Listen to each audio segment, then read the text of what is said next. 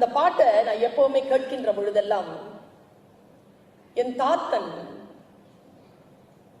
என் தகப்பனுக்கு தகப்பன் எனக்கு பாடம் சொல்வது போல் அந்த பாட்டு இருக்கும். பூட்டியே இருப்பு கூட்டின் கதவு திறந்தது, சிறுத்தையே வெளியில் வா. எனக்கு இங்க என்ன ஒரு கேள்வினா, அடைப்பட்ட சிறுத்தை கதவு திறந்தவுடன் சீறி பாய வேண்டுமா இல்லையா? ஆனால் அந்த சிறுத்தை சீறி பாயவே இல்லை. ஏனென்றால் அந்த சிறுத்தைக்கு விடுதலை என்றால் என்ன, வெளியில் வருவது என்றால் என்ன என்று தெரியாமல் அந்த கம்ஃபர்ட் ஜோன் உள்ள அந்த சிறுத்தை இருக்கு. அதனால் அவர் கவியெடுத்து பாடினால், பூட்டிய இருப்பு கூட்டின் கதவு திறக்கப்பட்டது, சிறுத்தையே வெளியில் வா. எலி என உன்னை இகழ்ந்தவர் நடுங்கிட புலி என செயல் செய்ய புறப்படு வெளியே. நம்பினை இருளினை விலக்க செம்புட்பறவையே சிறகை விரி எழு பற என்று எழுதுவார் பாவேந்தர் பாரதிதாசன். அதில் செம்புட்பறவையே சிறகை விரி எழு என்கின்ற வார்த்தைக்கு மேலாக சீரிப்பற என்கின்ற வார்த்தையை திராவிட இயக்கத்தின் பால் மிகுந்த அக்கறை கொண்ட பாண்டியன் எனக்கு தலைப்பாக தந்திருக்கிறார். நீங்க இன்னைக்கு வீட்டுக்கு போயிட்டு ஒரு வேலை செய்யுங்க. ஒரு பறவை பறப்பதை நிறைய இருக்கும். நீங்க அதை உங்களுடைய மொபைல்லையோ இல்லைன்னா உங்க வீட்டுல லேப்டாப் இருந்தாலோ கம்ப்யூட்டர் இருந்தாலோ அதை போட்டு பாருங்க. ஒரு பறவை எப்படி பறக்கும்? நாம் நினைப்பது போல் ஒரு பறவை வந்து அமர்ந்தவுடன் பறந்து விட முடியாது. அதற்கு ஒரு சிறிய முயற்சி தேவைப்படும். ஒரு எங்கிருந்தோ வந்து சேர்ந்திருக்கக்கூடிய கிளையில் அமர்ந்திருக்கக்கூடிய ஒரு பறவை பறக்க வேண்டும் என்று முடிவு செய்து விட்டால், மீண்டும் பறக்க வேண்டும் என்று முடிவு செய்து விட்டால் அது என்ன தெரியுமா செய்யும்? 3 விஷயத்தை செய்யும். முதலில்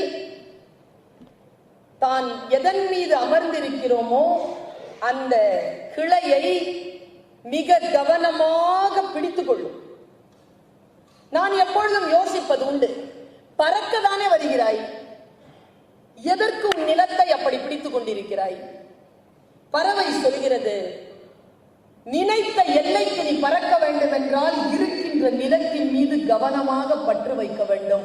அப்பொழுதுதான் நினைத்த எல்லைக்கு உன்னால் பறக்க முடியும் என்பதனை அந்த பறவை சொல்கிறது. முதலில் தான் உட்கார்ந்திருக்கக்கூடிய கிளையை இறுக பற்றும். அதுக்கப்புறமா என்ன செய்யும்னா, கழுத்தை எடுத்து எங்கே பறக்க வேண்டுமோ அதை பார்க்கும். பார்த்துவிட்டு உடனே பறக்காது, தன்னுடைய சிறகை சிலுப்பிக் கொள்ளும். உடனடியாக சிறகை விரித்து விட முடியாது, தயார் செய்யும். அது நரம்புகளை தளர்த்தி தயார் செய்யும். தயார் செய்து அந்த சிறிய வயிறு இருக்கு இல்லையா, அந்த வயிறை ஒரு அழுத்தும். வயிற்றை அழுத்தி கொண்டு அந்த சிலுப்பிக் கொண்ட அந்த சிறகை விரிக்கும். சிறகை விரித்து அந்த வயிற்றிலே ஒரு அழுத்தம் கொடுத்து இறுக பற்றி இருந்த அந்த கால்களை விடுதலை செய்து அது பறக்கின்ற பொழுதுதான் வானம் அதற்கு வசப்படும். தன் இயல்பின் உச்சிக்கு செல்லுகின்றவர்கள் தான் வாழ்க்கையில் ஜெயிக்கிறார்கள். அடுத்தவர்களை போல் நடிக்கின்றவர்களால் வாழ்க்கையில் ஒரு நாள் முன்னேற முடியாது என்பதற்கு இந்த மேடையில் இருக்கின்றவர்கள் எல்லாம் சாட்சி. நிறைய பேருக்கு அவங்களுக்கு என்ன ரொம்ப பிடிக்கும்னே தெரியாது. எது வேணான்னு எல்லாருக்கும் தெரியும், எது வேணும்னு தெரியாது நிறைய பேருக்கு. அதான் பிரச்சனையே. அவர் சொல்லுகிறார், நான் ஒரு புத்தகத்தில் படித்தேன், உண்மையிலேயே ஒவ்வொருவரும் தனித்திறன் கொண்டவர்கள் தான் இந்த பூமியில். 700 கோடி மக்கள் இருக்கிறார்களா, 700 கோடி பேரும் வித்தியாசமானவர்கள் தான். யாருமே ஆகாதவங்க, முடியாதவங்க, கூடாதவங்கன்னு கிடையாது. ஏனென்றால் இறைவன் பூமியில் குப்பைகளை எறிவதே இல்லை. ஒவ்வொருவரும் தனித்திறமை கொண்டவர்கள். அதை மிகச் சரியாக யார் கண்டுபிடித்துக் கொள்கிறார்களோ அவர்கள் ஜெயிக்கிறார்கள். அந்த வாய்ப்பு நமக்கு வர வேண்டும் என்பதற்காகத்தான் நான் பிரார்த்திக்கிறேன். நம்மில் பல பேர் 40 வயதிலேயே செத்து போகிறோம். புதைப்பதற்குத்தான் 60-70 ஆண்டுகள் ஆகிவிடுகின்றன. பெர்னாட் ஷா இப்படி பேசுகிறார். அவர் சொன்னார், ஒரு குருநாதர் 4 சீடர்களோடு தேசாந்திரம் புறப்படுகிறார். நம்ம மனசுக்குள்ள ஒரு கேமரா இருக்கு, ஆன் பண்ணுங்க. நிறைய நாள் அது ரஸ்டா இருக்கு. எவனோ காட்டுற காட்சியையும் எவனோ பேசுறதையும் தானே கேட்டுட்டு இருக்கோம். நாமளா சிந்திக்கிறத விட்டுட்டோம்ல. நம்முடைய காட்சிகள் இல்லையே, வாசிச்சாதானே காட்சி வரும். எங்க வாசிக்கிறோம், பாக்குறோம். அந்த குருநாதர் 4 பேரோடு போகிறார். கேமரா ஆன் பண்ணுங்க. மனசுக்குள்ள ரொம்ப பசி. ஒரு வனாந்தரத்துல ஒரு சின்ன குடிசை. அந்த குடிசையை நோக்கி பசியோடு போகிறார்கள் 5 பேரும். உள்ள போனா உள்ள 5 பேர் இருக்கிறாங்க. ஒரு அம்மா, அப்பா, 3 பிள்ளைங்க, பசங்க 3. அவங்க எல்லாரும் வத்தலும் தொத்தலமா படுத்து தூங்கிட்டு இருக்காங்க. சாப்பாடு கேட்கறதுக்கு இவங்களுக்கு அச்சமா இருக்கு. எழுந்து உட்காடுறாங்க. உட்கார்ந்து அவங்களால எதையுமே உபசரிக்க முடியல. அவங்க எங்கிருந்து வரீங்கன்னு விசாரிக்கிறாங்க. இவங்க கேட்கறாங்க, ரொம்ப கஷ்டப்படுறீங்களா? ஆமாயா. என்ன பண்றீங்க? ஒண்ணு நினைச்சுக்கோங்களேன், நீங்க அந்த அப்பா இல்ல, அப்பா அந்த இடத்துல ஐசக் சாரை வச்சுப்பாரு. ஐசக் சாரை வைங்க. அவரு கேக்குறாரு, என்ன, எப்படி, எங்கிருந்து வரீங்க? சரி, நீங்க ரொம்ப கஷ்டப்படுறீங்க மாதிரி இருக்குதுங்கிறாங்க முன்னால இருந்த குரு. ஆமா. சாப்பாட்டுக்குள்ள என்ன பண்றீங்க? வெளியில ஒரு மாடு இருக்கு. சரி, அந்த மாடு பால் கறக்கும். அந்த பாலை நாங்க எல்லாருமே குடிப்போம். கொஞ்சம் பால்ல வெண்ணெய் தயாரிப்போம். சில மீதி இருக்கிற பால்ல ஊருக்கு போய் கொடுத்து குழந்தைகளுக்கு ஏதாவது நான் வாங்கிட்டு வருவேன். சரி, அந்த அந்த மாடு ரொம்ப ஒல்லியா இருக்கு. அது எவ்வளவு பால் கொடுத்துருப்போ? இவங்க வறுமையில இருக்கிறாங்க. சரின்ட்டு வணக்கம் சொல்லிட்டு குருநாதர் வெளியில வேகமா கிளம்பிட்டார், கோபமா. 4 பேரும் பின்னாலே வராங்க. ஒரு 1/2 மைல் போயிருப்பாரு. பின்னால ஒரு அந்த சிஷ்யனை கூப்பிட்டு, டேய், என்ன குரு, போய் பின்பக்க கதவா போய் அந்த மாட்டை மனாந்தரத்துல ஓட்டி விட்டுட்டு வந்துரு. ஐயோ குருவே, அவங்க சாப்பிடாம செத்து போயிடுவாங்க. சொல்றதை செய். அவன் நேரா போய் வனாந்தரத்துல விட்டுட்டு வந்துட்டான். அந்த பாவத்துக்காகவே இந்த தேசாந்தர பயணம் இருக்கட்டும் சொல்லிட்டு அவன் நேரா வந்துட்டான். ஒரு வருஷம் ஆச்சு. திரும்பி அதே வழியில வர்றாங்க. அந்த வழிக்கு வரும்பொழுது சொல்கிறார், இந்த பக்கத்துல நம்ம ஒரு குடிசையை பார்த்தோம்ல, அங்க ஆட்கள்லாம் இருக்காங்களா, என்ன பண்றான்னு போய் பார்த்துட்டு வர. அவன் போறான். போனா குடிசை இல்ல, மாட மாளிகைகள் கட்டப்பட்டிருக்கு. மிகப்பெரிய சாம்ராஜ்யம் மாதிரி இருக்கு. ஓடி வந்து சொன்னா, ஐயா அவங்க எல்லாம் அங்க இல்ல, வேற யாரோ இருக்காங்க, பெரிய மாடமணி, உள்ள போய் பாரு. உள்ள போய் பார்த்தா ஐசக் சார்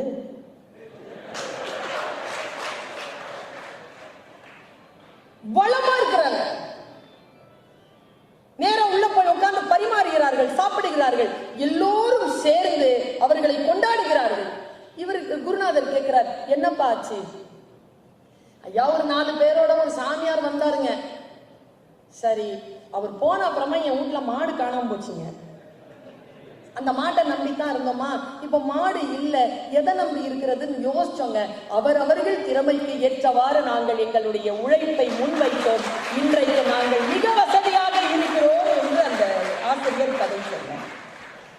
நமக்கு நம்ம வாசல்லையும் நம்ம மன புத்தியிலையும் ஒரு மாடு கட்டப்பட்டிருக்குங்க. அது நமக்கு பால் கொடுக்குது. அது போதுமானதாக இருக்கிறது என்று யாரெல்லாம் நினைக்கிறார்களோ அவர்கள் எல்லாம் அதே நிலையில் இருக்கிறார்கள். அது போதுமானதாக இல்லை என்று யார் அந்த மாட்டை துரத்தி அனுப்பிவிட்டு வெளியேறுகிறார்களோ அவர்கள் வாழ்க்கையில் ஜெயிக்கிறார்கள் என்று அந்த பேராசிரியர் எனக்கு கதை சொன்னார். ஒரே மாதிரியாகத்தான் வழங்கப்பட்டுக் கொண்டிருக்கின்றன.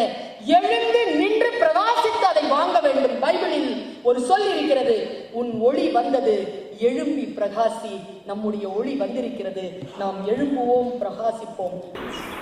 எப்பொழுதும் அமைப்பாளர்களுக்கு என்ன கோபம் என்று எனக்கு தெரியவில்லை. பர்வீன் சுல்தானாவை பேசுவதற்கு அழைப்பதற்கு முன்னால் கூட்டத்தை கலைத்து விடுகிறார்கள். அதற்கு பின்னால் பேச அழைப்பது என்பது இவர்களுக்கு வாடிக்கையான ஒன்றாகவே இருக்கிறது. மேடை ஏறியவர்கள் வந்த வேலை முடிந்தவுடன் அரங்கத்தை விட்டு வெளியேறி இருக்கிறார்கள். சுழற்சங்கம் என்றாலே என்னை பொறுத்த அளவில் நான் ஒரு 10 ஆண்டு காலமாக இந்த அமைப்போடு தொடர்பில் இருக்கிறேன். இந்த 10 ஆண்டு கால அனுபவம் என்பது ரோட்டரி என்றாலே டிசிப்ளின் என்று அர்த்தம். ஒரு ஒழுக்கத்திற்கு, சமூக ஒழுக்கத்திற்கு பெயர் போன ஒரு அமைப்பாக இது இருக்கின்ற காரணத்தினால் இந்த நிகழ்ச்சி என்று சொன்னவுடன் நான் பேசுவதற்கு ஒப்புக்கொண்டேன். எனக்கு இவர்கள் ஒரு தலைப்பை கொடுத்தார்கள். சமூக தலைவர்களும் சமூக தொண்டும் என்று ஒரு தலைப்பு கொடுத்தார்கள். ஆனால் என்னை அறிமுகப்படுத்தியவர் சொல்கிறார், நான் காக்கா கதை சொல்ல வேண்டும் என்று. இந்த முரண்பாட்டிற்குள் நின்று கொண்டு நான் இந்த தலைப்பை சிந்திக்கிறேன். எனக்கு முன்னால் குமணன் அவர்கள் பேசுவதை நான் கேட்டேன். முழுமையாக அவர் பேசியதை கேட்டேன்.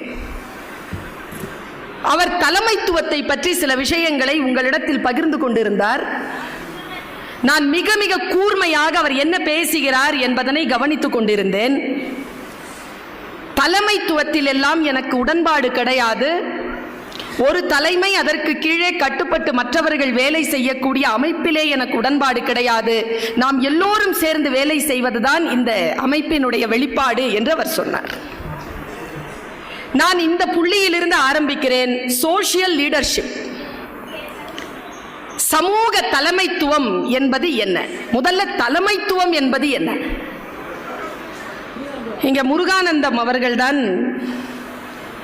இந்த முறை டிஸ்ட்ரிக்ட் கவர்னராக பொறுப்பெடுத்து நம்ம எல்லாம் வழிநடத்தி கொண்டிருக்கிறார் என்று நான் கருதுகிறேன். யார் நல்ல தலைவர் தெரியுமா? நம்மை விட சிறப்பானவர்கள் இல்லை தலைவர்கள். தன்னை விட சிறப்பானவர்களை உருவாக்குபவர்கள் தான் தலைவர்கள். அந்த தலைமைத்துவம் யாரிடத்தில் இருக்கிறதோ அவர் நல்ல தலைவராக இருக்கிறார். நான் எப்பொழுதோ வாசித்தேன், ரொம்ப ஆழமான வார்த்தை. நம் வாழ்க்கையை மாற்றுகின்ற சொல் யாருடைய உதடுகளில் ஒளிந்து கொண்டிருக்கிறது என்று நமக்கு தெரியாது. நான் பேசக்கூடிய இந்த 30-35 நிமிடங்களில் பேசப்படும் எல்லா சொற்களும் உங்களுக்கு புரிந்துவிட வேண்டும், உங்கள் மனதை தொட்டுவிட வேண்டும் என்கின்ற பேராசை எனக்கு கிடையாது. ஆனால் ஏதோ ஒரு சொல் பட்டுவிட வேண்டும், உங்களை தொட்டுவிட வேண்டும் என்கின்ற இறைவேட்கை எனக்கு உண்டு. அந்த ஒரு சொல்லாக இந்த சொல் கூட இருக்கலாம். என் ஒரு சொல்லை கூட தவறவிடாமல் கவனமாக வாங்கி வைத்துக் கொள்ளுங்கள். நான் எங்கோ படித்தது, நல்ல தலைமை இல்லாத சமுதாயம் தன்னைத்தானே தின்றுவிடும். நமக்கு ஒரு நல்ல தலைமை தேவைப்படுகிறது. தலைவன் என்பவன் யார்? அவன் பணக்காரனா? அவன் அதிகாரத்தில் இருக்கக்கூடியவனா என்றால் கிடையாது.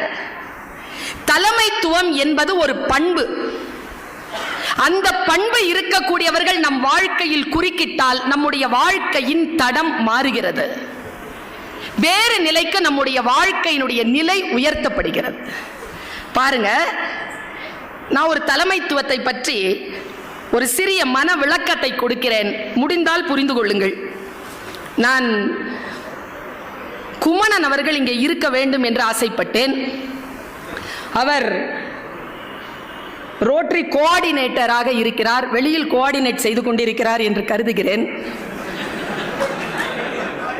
என்னுடைய பேச்சு அவர் வரைக்கும் போய் சேர வேண்டும். ஒரு காட்டில் ஒரு சிங்கம் இருந்துச்சான். அந்த சிங்கத்துக்கு தான் தலைவன் என்பதிலே உள்ளார்ந்த நிலையில் ஒரு போதை இருந்தது. யார் போனாலும், யார் தன்னுடைய வழியை குறுக்கிட்டாலும், ஏய் யாரா இந்த காட்டுக்கு ராஜான்னு கேட்டுக்கிட்டே இருக்கும். எல்லா மிருகங்களும் அதற்கு பயந்து நீங்க தான் சார், நீங்க தான் சார்னு சொல்லிக்கிட்டே இருந்தது. ஒரு நாள் ஒரு எலியை பார்த்தது அந்த சிங்கம். எலி கிட்ட கேட்டுச்சு, யாரா இந்த காட்டுக்கு ராஜான்னு. நீங்க தான் தலைன்னு போயிடுச்சு அந்த எலி.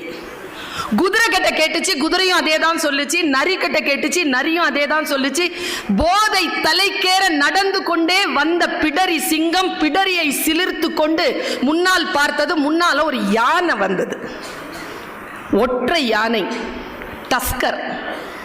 அந்த யானை கிட்ட கேட்டுச்சா இந்த சிங்கம், யாரா இந்த காட்டுக்கு ராஜா. அந்த கேள்வி அந்த யானைக்கு பிடிக்கல, அது கடந்து போச்சு. இது உடனே போய் குறுக்கால நின்று கேட்டுச்சான், யாரா இந்த காட்டுக்கு ராஜான்னு. அதுக்கு மறுபடியும் அந்த கேள்வி பிடிக்கல, அது தாண்டி போச்சு. மறுபடியும் சிங்கம் போய் நின்று கேட்கிறன்ல, யாரா இந்த காட்டுக்கு ராஜான்னு. உடனே கோபம் அடைந்த யானை தும்பிக்கை எடுத்து அந்த சிங்கத்தை வாரி ஒரே அடி அடிச்சது பாருங்க. மலையில போய் மோதி முதுகு தண்டு உடைஞ்சு போச்சு. கீழே கிடந்த சிங்கம் சொல்லிச்சான் யானையை பார்த்து, நான் கேள்வி தானே கேட்டேன். யானை சொல்லிச்சான், நானும் பதிலத்தான் சொன்னேன். பல நேரங்களில் தலைமைத்துவம் என்பது ரொம்ப பவர்ஃபுல்ங்க.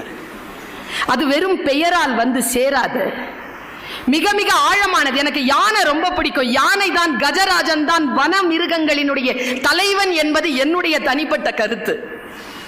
ஏன் தெரியுமா? ஒரு தலைவன் எப்படி தெரியுமா இருக்கணும்? யானை மாதிரி இருக்கணுங்க. யானை மாதிரி இருக்கணும். யானை எப்படி தெரியுமா? நான் வெள்ளை யானை என்கின்ற ஒரு புத்தகத்தில் ஜெயமோகன் அவர்கள் எழுதிய ஒரு புத்தகத்தை வாசிக்கிறேன். அதிலே ஒரு கருத்து பகிர்ந்து கொள்ள வேண்டும் என்று தோன்றுகிறது. அந்த யானையை பற்றி ஜெயமோகன் இப்படி சொல்கிறார், யானையை எவ்வளவு வேண்டுமானாலும் அடிக்கலாம், நீங்கள் எவ்வளவு வேண்டுமானாலும் துரத்தலாம், எவ்வளவு வேண்டுமானாலும் வசைப்பாடலாம், ஆனால் அதன் எல்லை எது என்று யானை தான் தீர்மானிக்கிறது. ரொம்ப ஆழமான விஷயமாக எனக்கு தோன்றுகிறது. பர்சனாலிட்டி இருக்குல்ல, அதை டெவலப் பண்ண முடியாது. எந்த பர்சனாலிட்டியையும் டெவலப் பண்ண முடியாது. இருப்பதை சரி செய்து கொள்ள முடியும். இருப்பதை சரி செய்து கொள்வதற்கான வாய்ப்பாகத்தான் நான் இத்தகைய மன்றங்களை பார்க்கிறேன். எனக்கு ரொம்ப பிடிச்சது உங்க டிஸ்ட்ரிக்ட் கவர்னர் சொன்னது, சே எஸ் என்று சொல்லிக்கொண்டே இருந்தார். எதற்கு எஸ் சொல்வது? when I want to say no, I don't want to say yes. அப்படிதானே? நான் நோ என்று சொல்லக்கூடிய இடத்தில் நான் எஸ் என்று சொல்ல வேண்டும் என்றால் நீங்கள் என்ன கன்வின்ஸ் பண்ணணும். சரியான கன்வின்சிங் எங்கே வருகிறதோ அங்கே நல்ல தலைமை நிகழ்கிறது என்று பொருள். இங்க 50க்கு 50 பேரும் அந்த காம்போ எதுலயோ வந்து சிக்னேச்சர் போட்டிருக்காங்கன்னா தலைமை நன்றாக இருக்கிறது என்று பொருள். தலைமையை நம்புகிறார்கள் என்று பொருள். எந்த அமைப்பில் ஆட்கள் நான் வரமாட்டேன் என்று சொல்கிறாரோ அவருக்கு தலைமை அந்த விஷயத்தை சரியாக கொண்டு போய் சேர்க்கவில்லை என்று பொருள். அது இந்த எலெக்ஷனுக்கும் பொருந்தும், இந்த காம்போ ரெஜிஸ்ட்ரேஷனுக்கும் பொருந்தும். வாழ்க்கையில் சில விஷயங்கள் நம்மை மீறி போகின்ற பொழுது நாம் எங்கே நிற்கிறோம், நமக்கு தேவையானது எது என்பதனை நமக்கு சொல்லிக் கொடுக்கின்ற ஒரு வாய்தான், ஒரு சொல்தான் தலைமை என்பது. சிந்தனைகள் வாழ்க்கையில் சில ஐடியாலஜிகளை உருவாக்குகிறது, சில கருத்தாக்கங்களை உருவாக்குகிறது. அந்த சிந்தனை சரியாக வந்து சேர்கிறதா, அப்பொழுது நாம் நல்ல தலைமைக்குள் இருக்கிறோம் என்று பொருள். நான் எப்பவுமே சொல்லுவேன், 15 ஆண்டுகள் நான் ஒரு கல்லூரியில் பேராசிரியராக பணிபுரிந்து கொண்டிருக்கிறேன். என்னுடைய வகுப்பில் இந்த 15 ஆண்டுகளில் ஒருத்தங்க கூட ஃபெயில் ஆனது கிடையாது. ஏன் ஃபெயில் ஆனது கிடையாது? அவ தயாரா தான் இருப்பா ஃபெயில் ஆகிறதுக்கு, நாங்க விடுறதில்லை. அதுதான் நல்ல தலைமை என்பது. ரொம்ப அழகா ஒருத்தங்க சொன்னாங்க, இங்க குமணன் சார் தான் சொன்னாருன்னு நினைக்கிறேன். தலைமைங்கிறது என்ன தெரியுமாங்க? ஏதோ ஒரு புத்தகத்தில் படித்தேன். ஒரு சிங்க கூட்டம், ஒரு கழுத தலைமை, ஒரு கழுத கூட்டம், ஒரு சிங்க தலைமை. எது ஜெயிக்கும்? கழுத கூட்டம் தான் ஜெயிக்கும். ஏன்னா சிங்கம் தலைமை தாங்கி இருக்கிறது. எது தலைமை தாங்குகிறதோ அதனுடைய தன்மை அந்த கூட்டத்திற்கு வந்து சேரும் என்பதனை எப்பொழுது நாம் நினைவுபடுத்திக் கொள்கிறோமோ தலைமைத்துவம் அவ்வளவு சரியாக செயல்படும். எனக்கு ரொம்ப ஆச்சரியமான ஒரு விஷயம், பல நேரங்களில் நாம் சில மனிதர்களை பார்க்கிறோம், அவர்கள் எந்த தலைமைத்துவத்திற்குள் அடங்க மாட்டார்கள், ஆனால் அவர்கள் செய்த காரியங்களால் அவர்கள் மிகச்சிறந்த தலைவர்களாக இருக்கிறார்கள். எனக்கு ரொம்ப பிடித்தமான ஒரு தலைவனை சொல்கிறேன். நான் எந்த கட்சிக்கும் உட்படாமல் சொல்கிறேன், எந்த மதத்திற்கும் உட்படாமல் சொல்லுகிறேன். ஒரு தனி மனிதனை பார்க்கின்ற பொழுது அந்த தனி மனிதனிடத்தில் நாம் கற்றுக்கொள்வதற்கு என்ன இருக்கிறது? நம்முடைய வாழ்க்கையில் நாம் பின்பற்ற கூடாதது எது, பின்பற்ற கூடியது எது என்கின்ற அனுபவங்களை அந்த தனி மனிதன் மூலமாக பெறக்கூடிய ஞானம் எவனுக்கு இருக்கிறதோ அவன் வாழ்க்கையில் ஜெயிக்கிறான். Don't bias. எந்த ஒரு ஏற்றத்தாழ்வும் இல்லாமல், எந்த ஒரு கருத்து முன்முடிவும் இல்லாமல் மனிதர்களிடமிருந்து கற்றுக்கொள்வதற்கான வாய்ப்பை பெறுபவன் உயர்கிறான். எனக்கு பிடித்த, நிரம்ப பிடித்த ஒரு தலைவனை சொல்கிறேன், கர்ம வீரர் காமராஜர். ஏன் நான் அவரை தலைமை என்று சொல்கிறேன் என்றால், சில விஷயங்களை வாசிக்கிறேன் அவரை பற்றி. என்ன ஒரு லீடர்ஷிப்புங்க, என்ன ஒரு குவாலிட்டி. எஸ்கேபிசமே கிடையாது. நான் இல்லைங்க, நீங்க தாங்க எல்லாம் சொல்லலைங்க. அந்த மனுஷன் உட்கார்ந்து இருக்கிறாரு டேபிள்ல, முதலமைச்சர் டேபிள். எல்லா லீடர்ஸ்க்கும் பொருந்தும் இது. சில டிசிஷன் மேக்கிங் நீங்க தான் செய்யணும். கருத்துக்களை மற்றவர்களிடத்தில் கேட்கலாம். ஜனநாயக முறை மிக மிக அப்ரிசியேட்டட். ஆனால் முடிவு எடுப்பது நம்முடைய தலைமைத்துவத்தினுடைய மூளைதான். அவர்கிட்ட கேட்கிறாங்க, 22 சீட் இருக்கு, நல்ல கவனிங்க. பிரசிடென்சி காலேஜ்ல 22 சீட் இருக்கு எம்எஸ்சிக்கு, கெமிஸ்ட்ரி டிபார்ட்மெண்ட். 23வது சீட் ஒன்று வேணும்ட்டு ஒரு பையன் வந்து நிற்கிறான். செக்ரட்டரியை கூப்பிடுறாரு. இந்த பையன் நல்ல மார்க் வாங்கியிருக்கான், பிரசிடென்சி காலேஜில் போய் இடம் இருக்கான்னு பாரு. இல்லைங்க, 22 இடம் தான் முடிஞ்சு போச்சு. ஓ அப்படியா, அப்போ அவனை அடுத்த வருஷம் வர சொல்லுங்க. அவன் கெஞ்சுறான். ஒரு வினாடி யோசிச்சுதுங்க அந்த தலைமை. சரி, கெமிஸ்ட்ரினா லெபார்டரி இருக்கும்ல? ஆமாம். கிளாஸ் ரூம் இருக்கும்ல? ஆமாம். கிளாஸ் ரூமில் இருக்கும்போது லெபார்டரி என்ன இருக்கும்?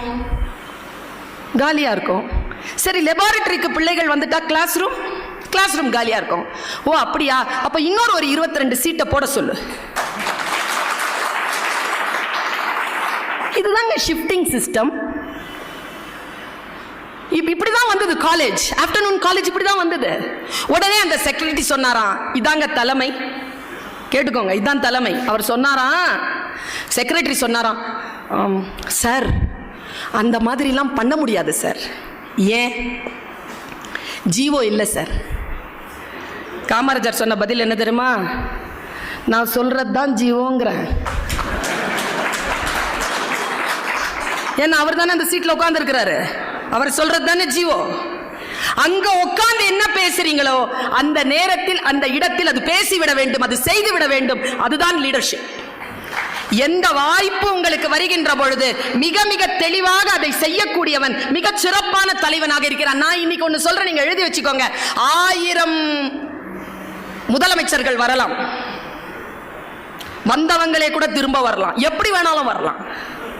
ஆனால் எந்த புதிய திட்டமும் போட்டுவிட முடியாது. ஏற்கனவே காமராஜர் அவர்கள் போட்ட திட்டங்களை மட்டும்தான் இவர்கள் நிறைவேற்ற முடியுமே தவிர எந்த புதிய திட்டங்களையும் போட்டுவிட முடியாது என்கின்ற அளவிற்கு தன்னுடைய ஆட்சியை அமைத்து விட்டு போனவர் கர்ம வீரர் காமராஜர். ஆட்சினா அப்படி இருக்கணும், லீடர்ஷிப்னா அப்படி இருக்கணும். லீடர்ஷிப் அப்படிங்கிறது என்ன? நாம் ஒரு வேலையை செய்கிறோமா, அந்த வேலையை செய்கின்ற பொழுது சூழலை மிக நுட்பமாக கவனித்து அந்த வேலையால் சூழல் ஒரு படி மேலே உயரும் என்று சொன்னால் அவன் அங்கே லீடராக பயன்படுகிறான். இதாங்க ரொம்ப ரொம்ப முக்கியம். நம்முடைய வாழ்க்கையில் நாம் செய்யக்கூடிய காரியங்கள் பல நேரங்களில் நம்முடைய சூழலை பின்னோக்கி நகர்த்துகின்றனவே தவிர அதை அடுத்த லெவலுக்கு அப்படி எடுத்துட்டு போறதற்கான ஒரு சின்ன ஆட்டிடியூட் ஒருத்தங்கிட்ட இருந்தா அவன் லீடர். அவங்கிட்ட எந்த காரியங்களும்